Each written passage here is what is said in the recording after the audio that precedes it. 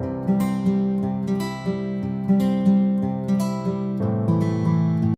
YouTube, Cinnamon here, and today we're going to be playing The Freshman, Chapter 2, A Place to Belong. Make sure you leave a comment and subscribe and hit that bell right now. Wait, you got a movie deal in LA?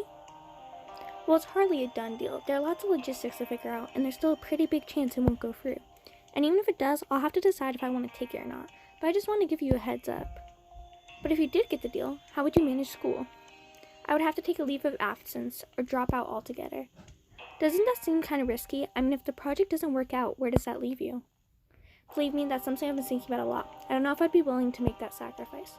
Look, I don't even know if I'll get the deal. I'm just trying to think ahead in the event that it actually happens. It would definitely advance my writing career, but I'm not going to dive right into it without some kind of backup plan.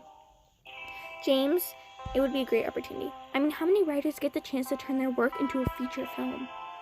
I know, and that's why I'm so conflicted. I feel like I'd be crazy to turn them down. My parents never believed that writing could pay off as a career, but this would prove them wrong. Definitely, it could be your big break. Anyways, this is a little premature. None of this will even matter if I don't actually get the deal. Well, whatever happens, you know I'm rooting for you. But I will miss you if you go. I'll miss you too. Let's not count our chickens before they hatch, okay? No matter what happens, I promise I'll be available when you need me. You better be, because I'm really gonna need your help this quarter.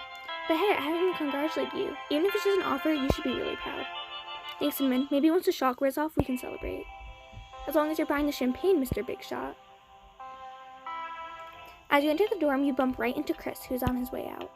Hey, Chris, where are you off to in such a hurry? Oh, hey, Cinnamon. Sorry, I was just leaving to meet with Chumbley. We're reviewing the student council cabinet before it officially starts next week. Oh, have fun. I hope you've got a cabinet full of good people. Hey, as long as there's no Sebastian, it should be smooth sailing. He waves goodbye and rushes out the door. You enter the living room to find Zach and Caitlin sitting on the couch. Caitlin looks a little glum. Hey guys, what's up? Hey Cinnamon, I was just giving my favorite gay fledgling some advice. Hey, I've been gay for a long time. I know, but you've only just came out. You have much to learn, my dear. Zach, when did you come out? Towards the end of high school, but I think everyone kind of already knew, to be honest. Weren't you worried about how people would react? I went to a pretty progressive high school. I wasn't worried that I was going to be rejected or anything. Honestly, I was more concerned with people trying to recruit me as their sassy gay friend. Well, you can be pretty sassy. I know, but I'm not necessary. I felt like people expected me to be all Z-snaps and lip wrists, you know? And my point is that coming out can be hard, even if people aren't intentionally hostile. Yeah, I know what you mean. Don't get me wrong, my parents have taken this a lot better than I ever expected. But sometimes they can be insensitive without realizing it. Like, they think I suddenly have some kind of gay insider knowledge. They asked if I know our barber's gay son, who I've never met. I know that feeling. If I had $1 for every time someone said, oh, I have a gay cousin. Wow, congrats. Cinnamon, what was coming out like for you? Well, it was fine. Everyone was cool about it. My friends baked me a rainbow cake, but otherwise it was pretty uneventful. Wait, what? Where's my rainbow cake? I feel cheated. I guess it's a little late, but I can bake you one if you really want me to. Outside of cake list coming out, you'd better leave some for me. Okay, I get it. Sounds like a baking party is way overdue. Caitlin lets out a long sigh. You know, it's been hard, but I'm glad I'm out. I'm finally starting to feel more like me. We're all really happy for you. After all, college is about figuring out who you are and what you like. I've been thinking about that a lot lately. I kind of want to try something new. Like a hobby? Maybe. I don't know. I'm feeling adventurous. What about joining a club? There's always stuff happening on campus. That's true. The coffee shop wall and campus message boards are always loaded with flyers. Maybe you and I could check out a few clubs together? I might find some new material for Vasquez's book. Totally, it'd be great to have you with me. We might even find something we can do as a couple. That sounds perfect. You have a deal. Zach, do you want to come with us? Thanks, but I think I'll sit this one out. I wouldn't want to get in the way of some girl time. Okay, but promise us you're not just going to sit at home and mope over Brandon. I do not sit and mope. I'm not a moper. Zach. Okay, I mope a little sometimes, but I promise I'm not letting it take over my life. I believe you. Just remember that we're here for you if you want to talk. You two are too pure for this world. Any club you join will be lucky to have you. You and Caitlin make a list of clubs scheduled to meet that week and begin your adventure the next day. The next evening, you accompany Tyler to Dungeons & Dragons Club. Greetings, warriors and mages. Let's all welcome our newest recruits to D&D Club. Caitlin leans in closer to you at the table. I don't get it. Am I a warrior or a mage? Also, what's a mage? I'm not sure. Let's just wait and see if he explains. What brings you fair maidens to the land of Wintersboro? Is that what you guys call a library? Only when we're studying orcs in it. The D&D group all laugh at that. Layla high-fives Tyler. Well, here's a winter. Shall we begin today's journey? Oh, we're starting now? We didn't bring, well, anything. Don't worry, I always keep a few backup character sheets on hand. Here, choose your favorite so we can start. It would be really helpful if one of you picked a cleric, since someone just had to be a barbarian. What can I say? I'm power hungry. I guess I could be the cleric. I gotta be honest though, guys. I have no idea how this works. It's really easy to figure out once we start, and we're all on a team together, so you've got us for backup. What about you, Cinnamon? Is the Bard of Inspiration calling to you? See any characters you like? I think I'll be an illusionist. You want to be an illusionist? Yeah, it sounds cool. You want to be a level 1 illusionist. Should I not be? Edgar shrugs. I guess the whole point of D&D is that you can be whoever you want to be. You guys should name your characters too. I think I'll go with Agnes for my cleric. What about you, Cinnamon? How about Lara? Lara's perfect. It sounds like it's right out of a fantasy novel. Alright, ladies and gentlemen, elves and orcs, enough messing around, let us begin. Edgar clears his throat and cracks his neck dramatically. Your party trudges through the icy slopes of the Rethke Mountains. Your food supplies are low, and the night's rest gave you little respite from the painful wounds of yesterday's battle. Lara, the ogre is coming right for you. What do? I'll run. It's an ogre. I gather a plume of smoke to distract him while I escape. Edgar snorts. Sure you do. Go ahead and roll for it. You shake a 20-sided die in your hands a few times before dropping it on the table. It lands with a 20 face up. Whoa. Well, you fill the room with thick smoke. The ogre stumbles violently while his arms flail to maintain his balance. Yeah, take that, ogre. It's the ogre's turn and Edgar rolls his die. It lands on 17. Psh, 17 is not as good as 20. It's not, but unfortunately it's good enough. Good enough for what? In his blind fury, the ogre swings his arm into Lara, who goes flying into the reservoir wall. Wait, did I just die? But there must be something we can do to save Lara. I am a cleric, after all. You can try, but I wouldn't. I run over to Lara and use... Caitlin flips through her character traits frantically. Cure light wounds. Okay, roll your d8 to see how much health Lara gets back. Caitlin shakes the die and rolls a 2. Okay, 2 HP to Lara. Where does that leave you, Cinnamon? -10. And unfortunately, Caitlin, this puts Agnes in the ogre's striking range. Edgar rolls the die. And Agnes takes 12 points of damage, putting her at -4. What happens now? Do we, respawn from the last checkpoint? Well, actually, you're just dead. You'll have to create new characters and come back next week. Make it 2 weeks. I've got a big event planned for next week, and I don't think I'll be able to fit your new characters in. The group looks at you and Caitlin expectantly. Alright, well, we're dead, so I guess we'll just go then.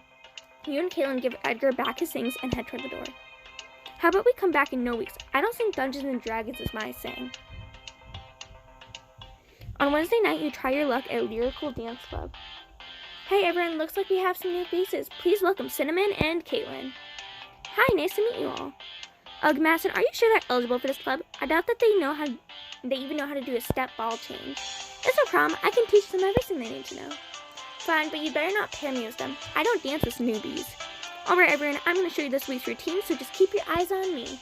Madison performs a complicated series of steps, jumps, and spins. Wow. I had no idea Madison was such a dance pro. Oh, now you realize that you're out of your element. Everyone get that? Just remember to lift your feet when you transition your kick step into a chasse. What did she just say? Cinnamon, how about you try that first section? Sure, I'll try. Great, just remember, it's kick, step, chasse, pirouette. Madison cues up the music as you stand in front of the group. Kick, step. Great, you're off to a good start, Cinnamon. She's dragging her feet too much. I should chasse. Perfect, you're on fire. Big deal, anyone can chasse. I should pirouette. Amazing, your pirouette is in great form. It was a lucky step. There's no way she can do that again. So how'd I do? Cinnamon, you were fantastic. You really think so? I was just going with the flow. With little work, I think you could really go places. You've got to be kidding me. Her footwork was all wrong, her movement was bad, and don't even get me started on her posture. She'll only slow down those of us who are actually trying to dance. Well, sure, she needs some practice, but no one is just born knowing how to dance. Actually, her footwork is pretty similar to yours when you first joined dance club. What? No, don't tell me I actually have something in common with her. We'll have to start somewhere. And speaking of which, Caitlin, do you want to give it a shot? Maybe I'll just observe this time around. Come on, the best way to learn is just practice. Now let's see your moves. Caitlin attempts to mimic Madison's move, but she stumbles out of a turn and crashes to the ground. Ow, my foot. Wow, you really went for it. I'd say you have 2 left feet, but it looks like you're down to just 1 now. Yeah, well, those dance shoes weren't made for walking, but I'm doing it anyway. You know what, Becca? You've been talking a lot of poop, but I haven't seen you busting any moves. I don't need to prove myself to you. I've been coming to this club for years. So maybe you're worried that a newcomer like Cinnamon is going to blow you out of the water. I think we all know that's never going to happen. How about we settle this with a competition? Madison, that's the best idea you've had all day. Cinnamon is going to wipe that smile right off Becca's smug face. Okay, Cinnamon, you think you're a better dancer than me? You know what? I don't have to prove anything to you, because I still think you're being unnecessarily nasty. Oh no, did I hurt Cinnamon and Caitlin's precious little feelings? Boo-hoo, losers. You have to take criticism if you want to get better at dancing. Okay, but there's constructive criticism, and then there's just being mean. So grow some thicker skin and deal with it instead of whining like a big baby. Forget it, Cinnamon. She's not worth it. Caitlin limps angrily to the door. Thanks for having us, Madison, but we probably won't be back. Friday afternoon, you meet the art club in the park for an unplanned air session. I'm so glad you guys are giving art club a shot. No Becca and no abrupt and violent death. Trust me, I'm happy to be here. Though I can't really draw or anything. That's not true. I've seen your doodles before and they're great. Yeah, but they're just doodles, not that. She gestures to a nearby easel where a guy is putting the finishing touches on a painting of the park's fountain. Oh wow, it looks like real water. Don't worry about him. The beauty of art is that anyone can do it. You just can't compare your art to someone else's. Personally, I've gotten more into abstraction recently. It's a beautifully realistic painting, but if I were to try to do it in that same style, it would lose all of its meaning. Let's set you guys up with some easels and canvases and... Caitlin? Caitlin's staring off in the distance at a girl painting a surrealist version of the park's treescape. That's a new girl. Caitlin? What? Oh, sorry, that painting's amazing, isn't it? It's beautiful. The colors are incredible. She has a great eye. I could seriously just stare at that all day. You're not going to leave me for some tortured artist now, are you? Hey, no harm in looking. Besides, Caitlin gives you a soft kiss on the cheek. You can smell her perfume faintly as she moves away. You're the only work of art I need. You are so corny. I know, but that's why you love me. I don't know if that's why I love you, but I gotta take the whole package, right? That's the spirit. So who is she anyway? I think her name is Natasha? I don't really know. She pretty much keeps to herself and never stays for critique. I have to go tell her I like her painting. Cinnamon, come with me. Sure thing. Abby will be right back. No problem. I'll get some brushes. Abby heads off to the supply table while you and Caitlin make your way toward the girl. Hi. The girl stops painting and looks up at the two of you with eyebrows raised. Sorry, we didn't mean to interrupt your work. I just had to come over and tell you how amazing I think your painting is. It reminds me of an album cover of this really obscure femi punk band I used to listen to. Bleeding Out by Kuugorot? You've heard of it? Natasha sets down her brush and turns to face you both. Heard of it? It was only the soundtrack to my junior year of high school. I'm shocked. I never thought their songs spread anywhere outside of Texas. I used to sing that album at the top of my lungs. Well, they certainly got up to Portland. I mean, even I've heard of them. Really? I didn't know you were into punk music like that. What can I say? I'm full of surprises. What's your favorite song on the album? I really like track number 6. It's been so long since I listened to them, I can't remember the song title. Natasha laughs and Caitlin's cheeks redden. Cinnamon, Bleeding Out is the EP. There's only 4 songs. Oh right, I must have been thinking of one of their other albums. I'm sure. Well, anyway, sorry for bugging you. I'm Caitlin, and this is my girlfriend, Cinnamon. Oh, you two are together? Yep, we've been basically inseparable since our first day here. That's cute. I'm Natasha. I'd shake your hands, but... Natasha shows you her palms covered in paint. Say no more. We should actually get back to our friend Abby. You're about to walk away when Natasha turns to face Caitlin directly. Hey, listen, I'm in this all-girl punk band, the Gutterkins. We're playing a show tonight at the campus coffee shop. You should come by. Yeah, I would love to. I haven't been to a punk show in forever. Well, you definitely won't get the full experience tonight. The coffee shop isn't our first choice of venue, but it should be fun. Natasha leans over you and smirks. And it's open to the public, so even you can come along. Hey, what's that supposed to mean? Sorry, you just don't really look like the type who'd be into this kind of thing. Relax in a minute, she didn't mean anything. I'll invite my friends along. Thanks. As you walk away, you glance over your shoulder at Natasha, who's watching you walk away with a smug smile on her face. Has Caitlin made a new friend, or have you made a new enemy? Find out in the next chapter of The Freshman. See you guys then. Chapter 3, New Kid on the Block. That evening, you and your friends enter the coffee shop for the Gutter Kittens gig. So they like a rock band? Well, punk is kind of its own subgenre, but I can explain the distinction some other time. I'm just excited to see some live music. The last concert I went to was a sympathy performance during my senior year of high school. I'm glad you're stoked. You guys are gonna mosh, right? Yeah, sure. Zach stares blankly at the counter and sighs. Zach, I know you said about Brandon, but you know what might cheer you up? Brandon walking in the door? Well, obviously, but since that's not going to happen, how about a little eye candy?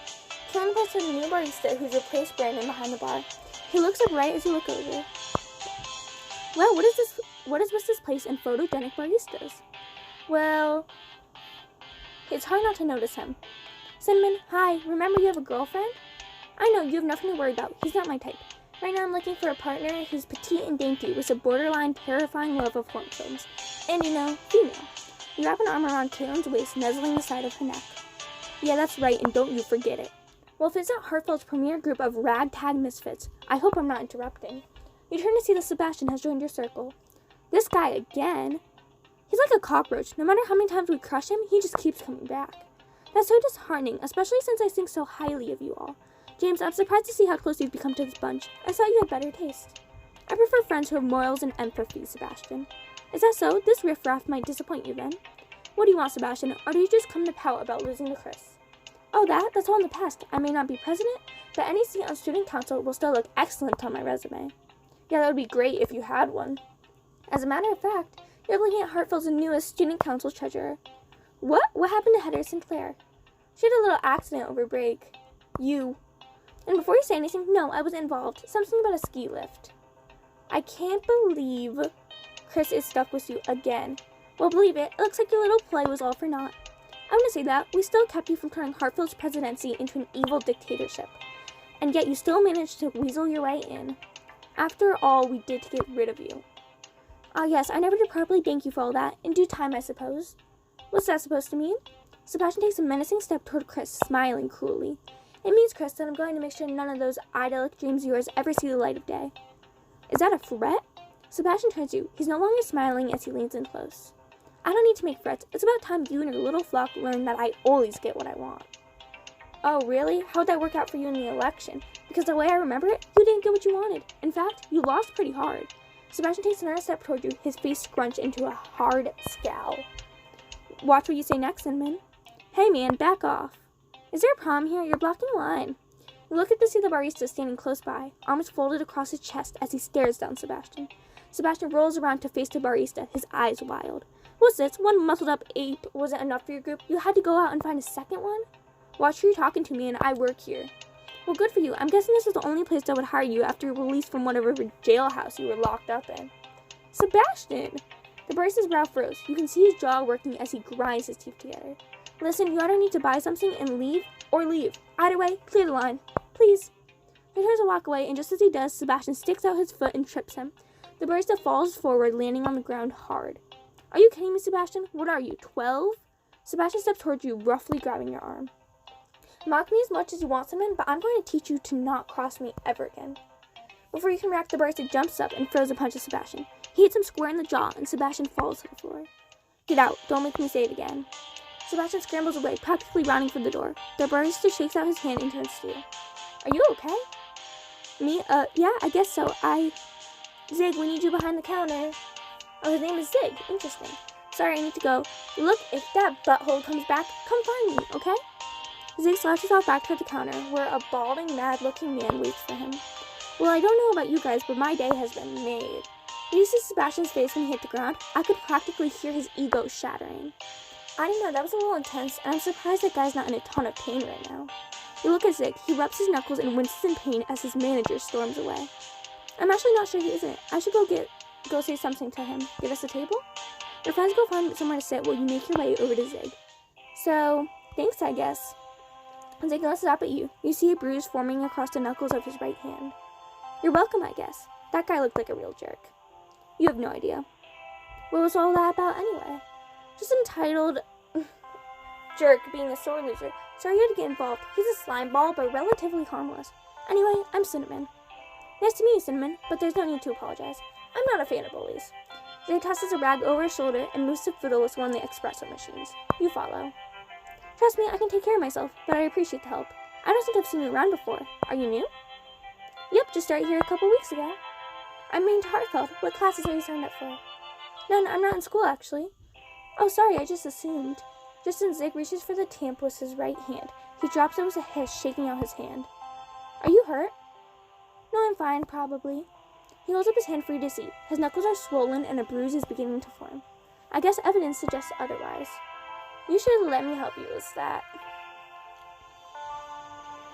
I really appreciate it, but my boss will be mad if I let anyone behind the counter. Well, you've already punched out a customer. How much worse can it get? I guess you have a point. You walk around the gate and find the ice tray behind the bar. You begin to scoop ice into a towel. Once the towel is full of ice, you press it to Zig's injured hand. He hisses through his teeth as it makes contact. Oh, sorry, did that hurt? It's nothing. I felt worse. So you're going to tell me what that whole scene was about? If you would believe it, it was a student council dispute. Really? Seems like a lot to go through over something like that. I guess you could say there were extenuating circumstances. Zig arched the eyebrow. You fill him on the events of last quarter's presidential race. You blackmailed someone? I wouldn't peg you for that type. Well, I did what I had to do. I like a girl who doesn't let anything stand in her way. Then you'll definitely like me. I already do. You're kind of a flirt, aren't you? And I've been told I'm darn good at it. Is it working? I won't lie, I'm kind of into it. Glad to see I'm not losing my touch then. Do you act like this was all the girls? Only the ones I like. Lucky me. You lightly trail your fingers over Zig's hand, pressing the ice against his injuries, and he shudders. Ah, careful. Sorry, I'm not being a very good nurse, am I? I think you're doing just fine.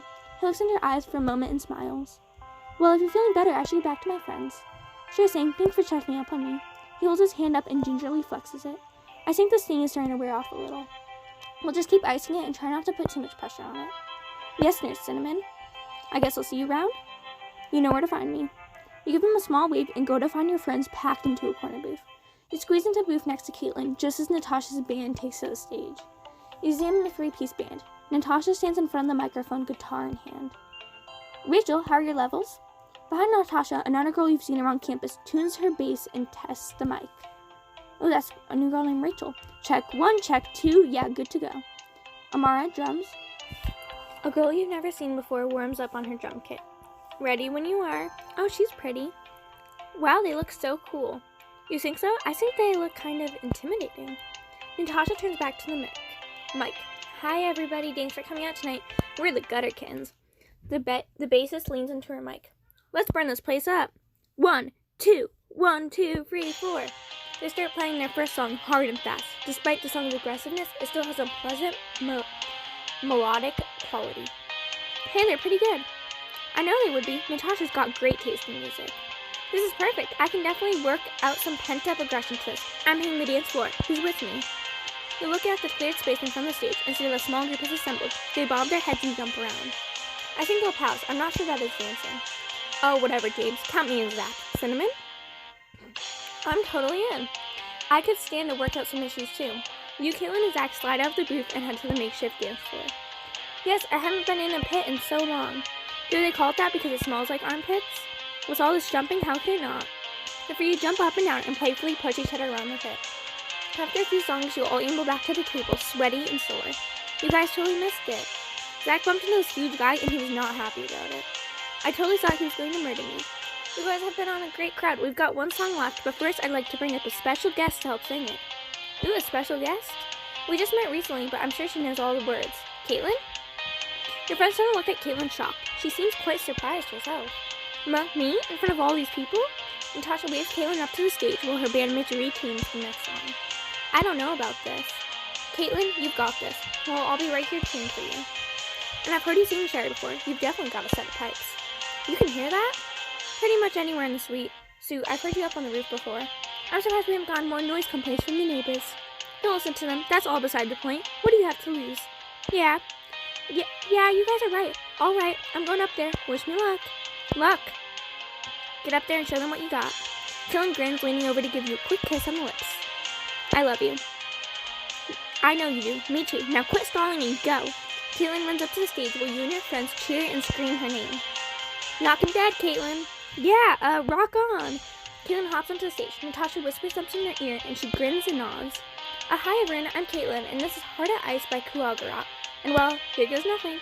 1, 2, 1, 2, 3, 4. You used to love me, but now your heart is cold as ice. I can't sing. Sad I could warm it, but I couldn't play that place. Caitlin grips the microphone as she sings into it intensely. The crowd cheers wildly, singing along with her. Wow, she's really something, isn't she? I mean, I knew she could sing, but just look at her go. You look up at the stage where Caitlin is giving it her all, flipping her hair around as she rocks back and forth. The band's energy picks up to match Caitlin's. Woo, that's my girlfriend! As gutter cans play the final notes of the song, the crowd goes crazy. Caitlin sweeps into her brow, grinning widely. She jumps off the stage and you run over to her. You were incredible up there. Who knew my girlfriend was such a star? I know, right? It just kind of came out. I guess singing in the shower really paid off. Caitlin, you were so good. Thanks, guys.